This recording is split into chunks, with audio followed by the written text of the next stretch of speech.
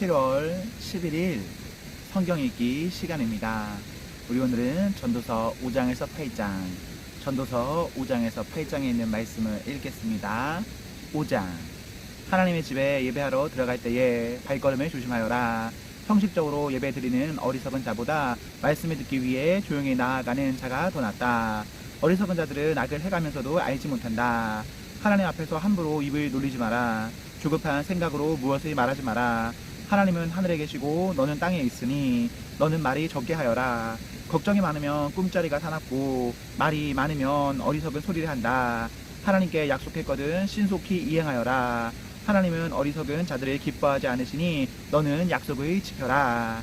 약속을 하고 지키지 않는 것보다는 약속을 하지 않는 것이 낫다. 내 입술로 되짓지 마라. 하나님의 사자에게 내 약속은 실수였습니다 라고 말하지 마라. 하나님께서 화내실 만한 말을 하여 그분이 내 손에 수고를 망치게 할 이유가 무엇이냐. 꿈이 많고 말이 많은 것도 허무하니 하나님을 경외하여라. 만일 가난한 자가 학대를 당하고 정의와 인권이 무시되는 것을 보거든 그런 이들에 대해 놀라지 마라. 왜냐하면 그것을 처리할 관리가 있고 이들 위에는 더 높은 고위 관리가 있기 때문이다.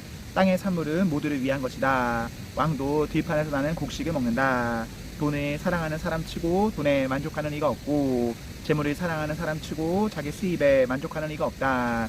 이건 역시 허무한 일이다. 재산이 불어나면 식솔도 많아지는 법이거늘 주인이 재산을 바라보며 즐기는 일 외에 그가 얻는 유익이 무엇인가. 노동자는 적게 먹든지 많이 먹든지 잠이 달콤하지만 부자는 재물이 많으므로 걱정 때문에 잠을 이루지 못한다. 내가 살펴보니 해 아래 큰 재앙이 있는데 그것은 재물이 그것을 축적한 자에게 해를 끼친다는 것이다. 투자를 잘못하여 재산을 날려버리니 그 아들에게는 한 푼도 돌아가지 않는다. 우리는 태에서 알몸으로 나올 때처럼 알몸으로 돌아간다. 손으로 수고한 그 어떤 것도 지니고 가지 않는다. 그건 역시 큰 재앙이다. 사람은 세상에 태어나 모습 그대로 돌아간다. 그렇다면 바람을 위해 수고한 것이 아닌가. 도대체 무슨 유익이 있는가. 사람은 평생 근심 중에 식사하고 크게 좌절하고 병들고 분노한다. 내가 관찰해보니 하나님께서 주신 자신의 생애 동안 먹고 마시며 자신이 하는 일에서 보람을 느끼는 것이 행복이요 적절한 일이다. 그것이 인생의 몫이기 때문이다. 하나님께서 재산과 부를 주시고 또 그것들을 누리게 해주실 때 자기 몫을 받아서 자기 하는 일에 즐거워하는 것이 바로 하나님의 선물이다. 사람은 자기 삶을 심각하게 생각할 겨를이 없다. 왜냐하면 하나님께서 그의 인생이 즐거움에 빠지도록 만드시기 때문이다. 6장. 나는 사람들 가운데 흔히 일어나는 또 다른 악을 보았다. 하나님께서 어떤 사람에게는 부와 재산, 명예를 모두 주셔서 더 바랄 것이 없게 하셨지만 동시에 그가 이 모든 것을 누리지 못하도록 하시며 타인이 대신 누리게 하신다는 것이다. 이건 역시 허무한 일, 큰 재앙이 아닌가. 사람이 자녀를 100명이나 낳고 장수한다고 하자 제 아무리 그가 오래 산다 하여도 그 마음이 행복을 찾지 못하고 죽어서 매장되지 못한다면 나는 차라리 낙태된 아기가 그 사람보다 낫다라고 말하겠다. 사사나는 허무하게 왔다가 어둠 속으로 사라지고 그 이름조차 어둠 속에 묻히고 만다. 사사나가 비록 햇빛도 보지 못하고 아무것도 알지 못한다 하더라도 그 사람보다 더 많은 안식을 누린다. 설령 그 사람이 1000년에 2배를 산다 할지라도 행복을 맛보지 못한다면 둘 다 같은 곳으로 가는 것이 아닌가. 사람의 모든 수고가 다 먹기 위함이지만 그 식욕을 만족할 줄 모른다. 지혜자가 어리석은 자보다 나은 것이 무엇인가. 가난한 사람이 타인 앞에서 예절 바르게 행동한다고 하자 그렇다고 해서 그가 얻을 유익이 무엇인가. 두 눈으로 보는 것이 마음의 공상보다 낫다. 그렇지만 이건 역시 허무하여 바람을 잡는 것과 같다. 지금 존재하고 있는 것은 이미 오래전부터 이름을 가지고 있다. 사람이 무엇인지도 알려져 있다. 그러나 사람은 자기보다 강한 자와 다투는 일을 할 수 없다. 말이 많이 할수록 허무함도 더해진다면 말이 많이 하는 것이 사람에게 무슨 유익이 있겠는가. 그림자와 같이 허무한 며칠을 사는 인생 중 삶의 최선이 무엇인지 아는 자가 누구일까. 사람이 죽은 후 해 아래서 무엇이 일어날지 누가 그에게 말해줄 수 있을까. 7장. 좋은 이름이 값진 향수보다 낫고 죽는 날이 태어나는 날보다 낫다. 초상집에 가는 것이 잔치집에 가는 것보다 낫다. 이는 모든 사람이 죽일 것이기 때문이다. 살아있는 사람은 이것을 명심해야 한다. 또한 슬픔이 웃음보다 낫다. 왜냐하면 슬픈 안색이 마음에는 약이기 때문이다. 지혜자의 마음은 죽을 때를 생각하지만 어리석은 자들은 즐길 생각만 한다. 지혜자의 꾸준함을 듣는 것이 어리석은 자들의 칭송을 받는 것보다 낫다. 어리석은 자들의 웃음소리는 가마솥을 달구는 가시나무 타는 소리와 같다. 이건 역시 허무하다. 탐욕이 지혜로운 자를 어리석게 만들고 뇌물이 그 마음을 어둡게 한다. 일의 끝이 시작보다 낫고 인내가 마음의 교만보다 낫다. 내 급한 마음으로 화내지 마라. 왜냐하면 화는 어리석은 자의 품속에 머물기 때문이다. 옛날이 지금보다 훨씬 좋은 것은 웬일이죠? 라고 말하지 마라. 그런 질문은 어리석다. 지혜는 재산처럼 좋은 것이고 해 아래 사는 사람에게 혜택을 준다. 지혜도 사람을 보호하고 돈도 사람을 보호해주지만 지혜가 돈보다 나은 것은 생명을 주기 때문이다. 하나님께서 하시는 일을 살펴보아라. 그가 굽게 하신 것을 누가 바르게 할 수 있을까? 형통한 날에는 기뻐하고 재앙의 날에는 살펴보아라. 이 모든 날들은 하나님께서 만드신 것이다. 그래서 사람들은 자기 미래를 알지 못한다. 나는 내 허무한 인생을 살면서 이런저런 일을 다 보았다. 의로운 생활을 하면서도 망하는 의인이 있는가 하면 죄악된 생활을 하면서도 오래 사는 악인이 있다. 지나치게 의로운 채 하지 말고 지나치게 지혜로운 채 하지 마라. 그러다가 망할 필요는 없지 않는가. 지나치게 악하게 굴지 마라. 어리석은 자처럼 굴지도 마라. 어찌하여 제 수명을 다 채우지도 못하고 죽으려 하는가. 이것도 잡고 저것도 놓지 않는 것이 좋다. 하나님을 경외하는 자는 이 모든 극단을 피할 것이다. 지혜가 주는 힘은 한 성을 지키는 10장군의 힘보다 강하다.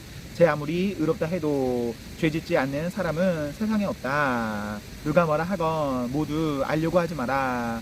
그러다가 내 종이 너를 저주하는 말까지 들을까 두렵다. 너도 알다시피 때로는 너도 남을 저주하지 않았느냐. 이 모든 것을 알고자 나는 지혜를 써서 시험하였다. 정말 지혜롭게 행동해야지 라고 했지만 그렇게 하기는 어려웠다. 세상 일을 알기란 너무나 어렵고 이해하는 건 역시 곤란하다. 누가 과연 이를 다 알 수 있으랴. 나는 거듭 마음에 작정하고 지혜와 세상 이치를 깨닫고자 공부하고 탐구하고 연구하였다. 그리고 악하게 사는 일이 어리석고 어리석음이 미친 짓임을 알았다. 내가 깨우친 것은 마음이 함정과 금을 갖고 그 손이 사슬과 같은 여인은 죽음보다 무섭다는 것이다. 하나님이 기쁘시게 하는 사람은 그 여인을 피하나 죄인은 그녀의 함정에 걸리고 만다. 설교자가 말한다. 자, 이것이 내가 깨우친 것이다. 이것저것 살펴 전부를 깨치고자 하였다. 지금도 찾고 있지만 아직까지 완전히 깨치지는 못하였다. 1000명의 남자들 중에서 의로운 사람 1명을 찾았으나 여인들 중에서는 1명도 찾지 못하였다. 내가 깨우친 한 가지는 하나님께서 사람을 정직하게 만드셨지만 사람들이 많은 꾀를 찾았다는 것이다. 8장. 누가 지혜로운 사람인가? 누가 사물의 이치를 깨우쳤는가? 지혜는 사람의 안색을 밝게 하여 찡그린 얼굴을 바꾸어준다. 하나님 앞에서 맹세했다면 왕의 명령에 순종하여라. 왕은 자기 마음대로 하는 자이니 왕 앞에서 경솔하게 물러나지 말고 무례한 일은 주장하지 마라. 왕의 말은 절대적이니 누가 감히 그에게 당신이 무엇을 합니까? 라고 하겠는가? 그의 명령을 지키는 자는 해를 입지 않을 것이다. 지혜로운 마음은 적절한 때와 절차를 알고 처신한다. 비록 재앙이 덮쳐 무겁게 누른다 하더라도 세상 만사에는 적절한 때와 절차가 있는 법이다. 사람이 미래를 알지 못하니 장차 될 일을 누가 사람에게 말할 것인가? 바람을 붙잡아 둘 사람이 아무도 없듯이 자기 죽을 날이 마음대로 정할 수 있는 사람은 없다. 누구도 전쟁에서 자유로울 수 없듯이 악을 행하는 사람은 처벌을 피할 수 없다. 해 아래에 되어지는 이 모든 이들의 내 마음을 쏟아 이 모든 것을 살펴보았다. 사람들은 타인을 조종하려고 하다가 스스로 화를 자초하는 때가 있다. 그런데 나는 악인들이 묻히는 것을 보았다. 그들은 한때 성소에 드나들었던 자들이다. 그들은 성읍에서 악행을 하곤 했으나 사람들은 그들을 칭송하였다. 이건 역시 허무한 일이다. 악한 일을 해도 당장 처벌을 받지 않기 때문에 사람들은 죄를 짓고자 하는 마음을 갖게 된다. 악인은 100번이나 죄를 짓고도 장수할 수 있다. 그러나 내가 알기에 하나님을 경외하고 하나님 앞에서 그분을 섬기는 사람들이 잘 될 것이다. 왜냐하면 악인은 하나님을 섬기지 않기 때문에 형통할 수 없고 그들의 날은 그림자처럼 오래갈 수 없을 것이다. 세상에서 일어나는 일 중에 또 다른 허무한 일이 있다. 그것은 악인이 받아야 할 처벌을 의인이 받고 의인이 받아야 마땅한 보상을 악인이 받는 것이다. 이건 역시 내가 보기에 허무한 일이다.